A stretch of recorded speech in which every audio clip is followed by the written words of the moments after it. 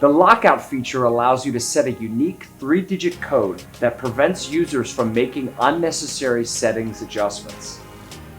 For example, when it comes to the dry ice feed rate setting, more dry ice usage does not always equal higher performance. Each nozzle has its own recommended dry ice feed rate that goes hand in hand with its air consumption rating. Higher air consumption nozzles generally require higher dry ice feed rates and vice versa.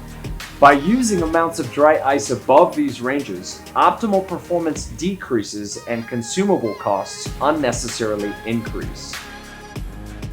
This setting, in addition to blasting pressure and particle size, can be set and password protected so you have complete control of your blasting operation regardless of whom is using the machine.